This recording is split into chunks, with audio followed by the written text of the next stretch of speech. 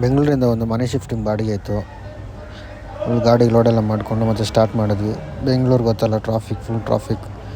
ಬೆಂಗಳೂರು ದಾಟೋಷ್ಟೊಳಗಡೆ ಸಂಜೆ 6 ಗಂಟೆ ಆಗಿಬಿಟ್ಟಿತ್ತು. ಹಾಗೆ ಡೀಸೆಲ್ ಖಾಲಿ ಆಗಿತ್ತು ಅಂತ ಡೀಸೆಲ್ ಫುಲ್ ಮಾಡಿಕೊಂಡು ಹೊರಟ್ವಿ. ಸೊ ಇದೇನಂತ ಕೇಳ್ತಾರೆ, ಇದು ಮಜ್ಜಿಗೆ ಮನೆಯಿಂದ ಕಟ್ ಕಳಿಸಿದ್ರು. ಕುಡಿದ್ಬಿಟ್ಟು ಫುಲ್ ಸ್ಟಾರ್ಟ್ ಮಾಡಿದ್ವಿ. ಹಾಸನ ಹತ್ರ ಬಂದಾಗ ಹೊಟ್ಟೆ ಹೋಗುತ್ತೆ ಅಂದ್ಬಿಟ್ಟು ಸ್ಟಾಪ್ ಮಾಡಿಬಿಟ್ಟು ತಿಂದ್ಬಿಟ್ಟು ಸ್ಟಾರ್ಟ್ ಮಾಡಿದ್ಮೇಲೆ ಫುಲ್ ಘಾಟ್ ರೋಡ್ಗಳು. ಸಕಲೇಶ್ಪುರ ಗೊತ್ತಲ್ಲ, full ghat road. Night full ಹಂಗೆ ಹೊಡ್ಕೊಂಬಂದ್ವಿ. ಮಧ್ಯದಲ್ಲಿ ಒಂದು ಟ್ರೇ ಬೇಕ್ ತೊಗೊಂಡು ಹಂಗೆ ಫುಲ್ ಕಂಟಿನ್ಯೂ ಹೊಡೆದ್ವಿ. ರೀಚ್ ಆಗೋಷ್ಟೊಳಗಡೆ 3 ಗಂಟೆ ಆಯ್ತು ಗುರು. ಬಂದು ಮಲ್ಕೊಳ್ಳೋಂಡ್ರೆ ಫುಲ್ ಸೆಕೆ, ನಿದ್ದೆ ಬರಿಲ್ಲ, ಸೊಳ್ಳೆಗಳು ಏನು ಕೇಳ್ತೀರಾ. ಮತ್ತು 5 ಗಂಟೆ 6 ಗಂಟೆ ಆಯಿತು. ಬಂದರು ಲೋಡೆಲ್ಲ ಇಳಿಸೋಣ ಅಂದ್ಬಿಟ್ಟು ಲೋಡೆಲ್ಲ ಇಳಿಸೋಷ್ಟೊಳಗಡೆ 6 ಗಂಟೆ 6:30 ಆಯಿತು.